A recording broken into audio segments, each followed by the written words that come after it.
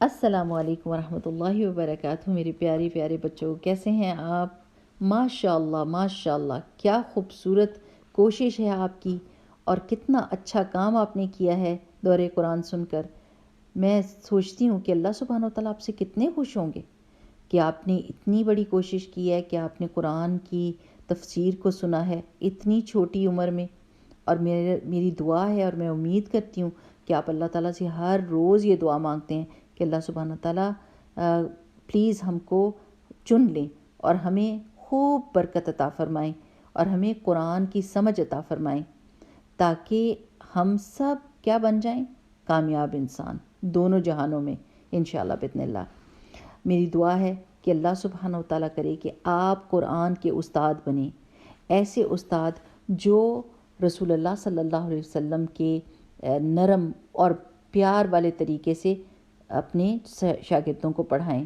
ہمارے ملکوں میں کبھی ایسا ہوتا ہے کہ قرآن کا استاد جو ہے وہ بہت سخت ہوتے ہیں، بڑی سخت زبان استعمال کرتے ہیں، اور کبھی کبھی مار پیٹ بھی کر دیتے ہیں، جو کہ رسول اللہ صلی اللہ علیہ وسلم کے طریقے کے بالکل خلاف ہے۔ آپ کو پتہ ہے کہ رسول اللہ صلی اللہ علیہ وسلم کیسے سکھاتے تھے؟ وہ محبت کے ساتھ، عزت کے ساتھ، نرمی کے ساتھ، اور دوسرے کے حالات کو سمجھ کے سکھاتے ہوتے تھے۔ رسول اللہ صلی اللہ علیہ وسلم کے ایک صحابی تھے جن کا نام تھا انس رضی اللہ تعالیٰ عنہ، اور وہ 10 سال کے تھے جب وہ رسول اللہ صلی اللہ علیہ وسلم کے پاس رہنے کے لیے آئے۔ وہ خود بتاتے ہیں کہ میں رسول اللہ صلی اللہ علیہ وسلم کے ساتھ اگلے 10 سال تک رہا، لیکن ان 10 سالوں میں رسول اللہ صلی اللہ علیہ وسلم نے ایک دفعہ بھی مجھے نہیں ڈانٹا۔ سبحان اللہ۔ اور ایک اور رسول اللہ صلی اللہ علیہ وسلم کے صحابی تھے، ان کا نام تھا زید بن حارثہ، اور وہ بہت چھوٹے بچے تھے، اور غلام کی صورت میں وہ رسول اللہ صلی اللہ علیہ وسلم کے پاس آئے تھے، لیکن رسول اللہ صلی اللہ علیہ وسلم نے ان کو آزاد کر دیا تھا، اور ان کو اتنی محبت اور عزت کے ساتھ رکھا تھا اپنے بیٹے کی طرح۔ تو ایک دفعہ جب ان کے والدین کو پتہ چل گیا کہ زید بن حارثہ کدھر ہیں، تو وہ ان کو لینے کے لیے آئے واپس، تو رسول اللہ صلی اللہ علیہ وسلم نے فرمایا کہ زید تو آزاد ہے، وہ جانا چاہے تو چلا جائے، لیکن زید رضی اللہ تعالیٰ عنہ چھوٹے سے بچے تھے، اور انہوں نے جانے سے انکار کر دیا۔ انہوں نے کہا کہ محمد صلی اللہ علیہ وسلم کے ساتھ میں رہوں گا، اس عزت کی وجہ سے اور اس محبت کی وجہ سے جو رسول اللہ صلی اللہ علیہ وسلم نے ان کو دی۔ میرے پیارے بچوں، میں امید کرتی ہوں اور دعا کرتی ہوں کہ اللہ سبحانہ و تعالیٰ آپ سب کے دلوں کے اندر اپنی محبت ڈال دے، قرآن کی محبت ڈال دے، محمد رسول اللہ صلی اللہ علیہ وسلم کی محبت ڈال دے اس دورہ قرآن کے ذریعے۔ اور میں آپ سے درخواست کروں گی کہ آپ سب اپنے دلوں کو چیک کریں، جانچیں کہ کیا آپ نے اللہ سبحانہ و تعالیٰ کا یہ پیار اپنے دل میں پایا ہے۔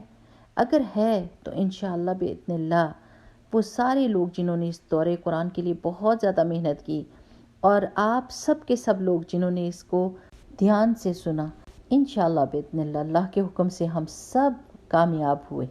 جو ہمارا مقصد تھا اس میں اللہ تعالیٰ نے ہم کو کامیابی دی۔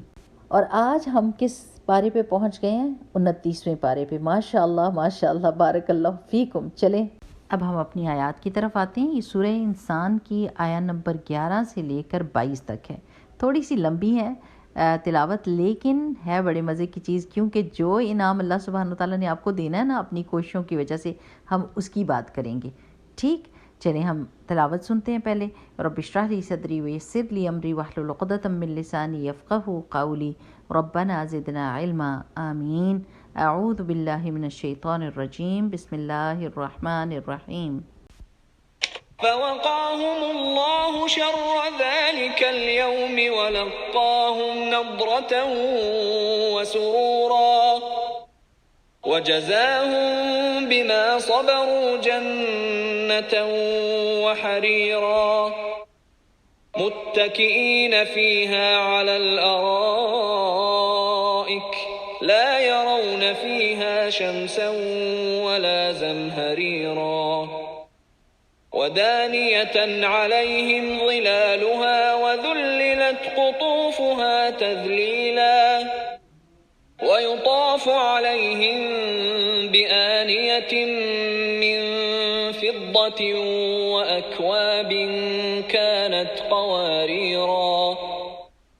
قوارير من فضة قدروها تقديرا ويسقون فيها كأسا كان مزاجها زنجبيلا عينا فيها تسمى سلسبيلا ويطوف عليهم ولدان مخلدون إذا رأيتهم حسبتهم لؤلؤا منثورا وإذا رأيت ثم رأيت نعيما وملكا كبيرا عاليهم ثياب سندس خضر واستبرق وحلوا أساور من فضة وسقاهم ربهم شرابا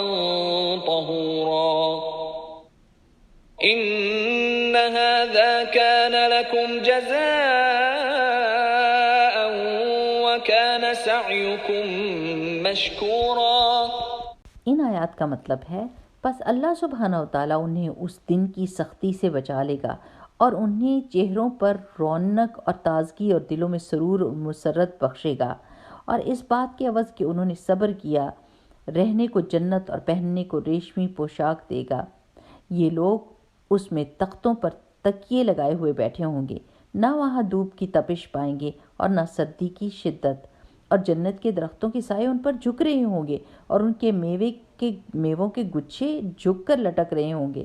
ان کے گرد چاندی کے برتن اور صاف ستھرے شیشے کے گلاس پھرائے جائیں گے، اور شیشے بھی چاندی کے بنے ہوئے ہوں گے جنہیں انہوں نے ٹھیک ٹھیک اندازے سے بھرا ہوا ہوگا، اور انہیں وہاں پینے کے لیے پاکیزہ شربت دیا جائے گا جن میں زنجبیل کی آمیزش ہوگی، اور وہ جنت کے ایک ایسے چشمے سے لیا جائے گا جس کا نام سلسبیل ہے، اور ان کے ارد گرد ایسے بچے گھومتے پھر رہے ہوں گے جو ہمیشہ اسی حال میں رہیں گے.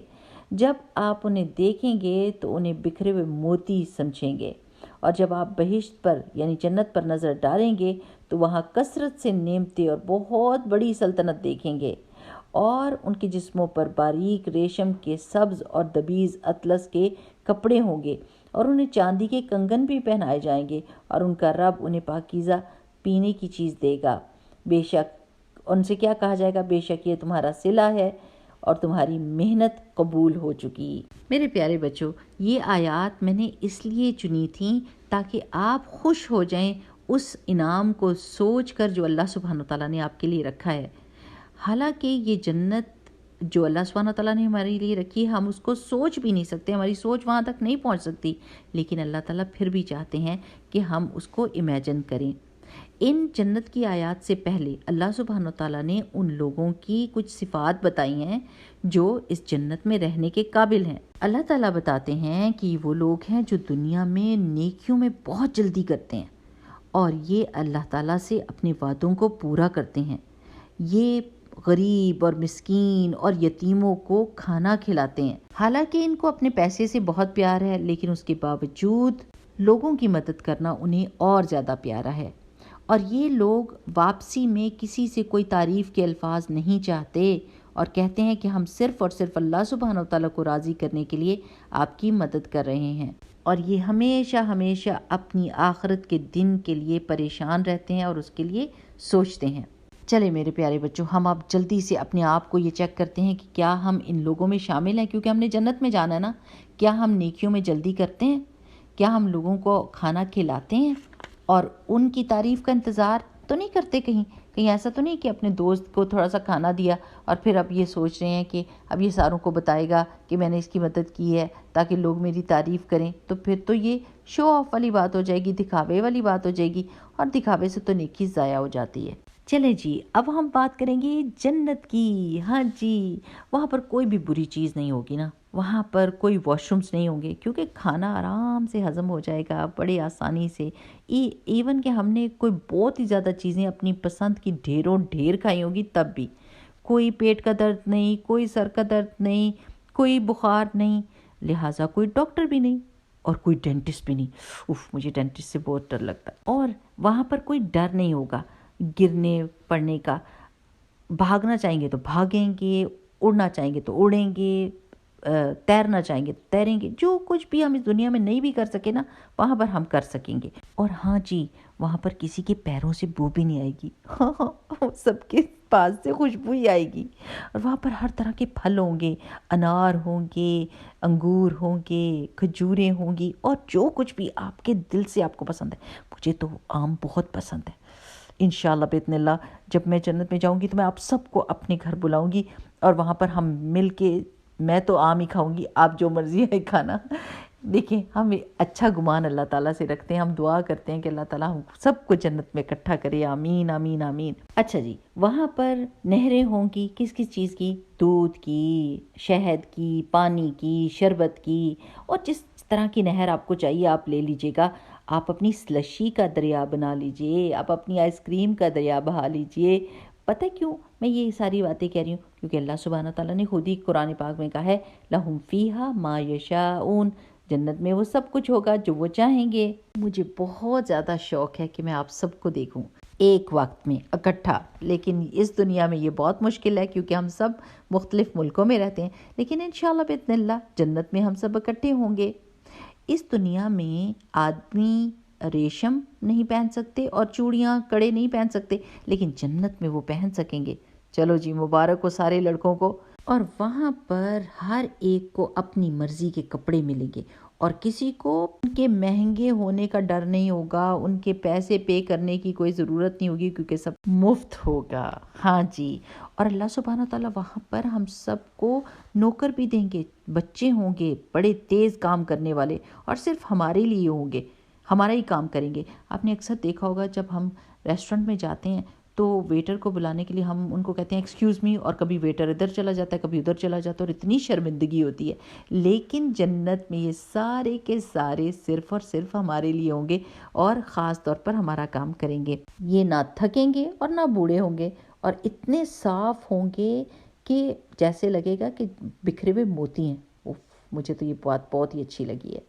اور پھر جب ہم سب یہ چیزیں، وہاں کی آرام اور وہاں کی خوشیاں، وہاں کے کپڑے اور کھانے اور امن اور سکون کو ہم مزے لے رہے ہوں گے، تو اس وقت اللہ سبحانہ تعالیٰ ہمیں بتائیں گے کہ یہ ساری نعمتیں اس لیے ہیں کہ آپ نے دنیا میں صبر کیا تھا اور اپنی نیکیوں پر اور اللہ سبحانہ تعالیٰ کی بات ماننے پر جمے رہے تھے۔ میرے پیارے بچوں، یہ جو ہم نیکیاں کر رہے ہیں، ہم قرآن سمجھنے کی کوشش کر رہے ہیں، ہم نمازیں پڑھ رہے ہیں، ہم اچھے کام کر رہے ہیں، تو یہ سب چیزیں اللہ سبحانہ تعالیٰ ہمیں اس کا انعام دے گا انشاءاللہ باذن اللہ۔ ایک اور بات کہ جنت کے جو پھل ہوں گے نا وہ درختوں پہ لگے ہوں گے، اور جب ہمارا دل چاہے گا کھانے کو تو وہ پھل نیچے جھک کر آ جائیں گے تاکہ ہم ان کو لے سکیں۔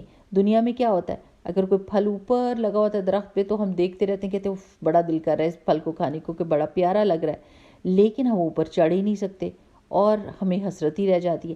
لیکن جنت میں ایسا نہیں ہوگا، جنت میں پھل جھک کے ہمارے پاس آ جائیں گے تاکہ ہم ان کو پکڑ کے کھا لیں۔ اور میرے پیارے بچوں، درخت کتنے اچھے لگتے ہیں نا، کسی بھی جگہ کو بہت ہی زیادہ تازہ تر و تازہ اور خوبصورت بنا دیتے ہیں۔ اور ہمارا یہ دل ہے کہ جنت میں ہمارے گھر میں بہت سارے درخت ہوں، بلکہ گھر کیا ہوگا کہ اب پورا ملک ہوگا ہمارے پاس۔ تو ایک دفعہ رسول اللہ صلی اللہ علیہ وسلم نے یہ بتایا تھا کہ اگر آپ کہیں سبحان اللہ والحمد للہ ولا الہ الا اللہ واللہ اکبر، تو ہر کلمے کے بدلے میں ایک درخت جنت میں لگا دیا جائے گا۔ چلے میرے پیارے بچوں، یہ کلمات تو آپ ہمیشہ کہتے رہیں نا، جنت میں اپنے گھر یعنی آپ کا جو ملک ہوگا، آپ کو جو اللہ سبحانہ تعالیٰ دے گا، اس کو درختوں سے بھر دیں اور خوبصورت بنا لیں۔ اچھا بچوں، اب ہم یہ دعا سیکھیں گے جو میں آپ کو پہلے بھی سکھا چکی ہوں، لیکن میں پھر بھی آپ کو بتاؤں گی تاکہ یہ دعا آپ کو یاد ہو جائے۔ اللہم انی اسألک ایمانا لا یرتد ونعیما لا ینفد ومرافقۃ محمد صلی اللہ علیہ وسلم فی اعلی جنت الخلد۔ اس کا مطلب ہے کہ اللہ سبحانہ وتعالیٰ میں آپ سے سوال کرتی ہوں ایسے ایمان کا جس سے میں کبھی بھی نہ پلٹوں، اور ایسی نعمت کا جو کبھی بھی ختم نہ ہو، اور جنت الفردوس الاعلیٰ جو بہترین جنت ہے اس میں محمد رسول اللہ صلی اللہ علیہ وسلم کا ساتھ۔ ایک دفعہ پھر دعا پڑھتے ہیں، اللہم انی اسألک ایمانا لا یرتد ونعیما لا ینفد ومرافقۃ محمد صلی اللہ علیہ وسلم فی اعلی جنت الخلد. آمین. بارک اللہ فیکم. سبحانک اللہم و بحمدک نشہد ان لا الہ الا انت نستغفرک و نتوب الیک. السلام علیکم ورحمۃ اللہ.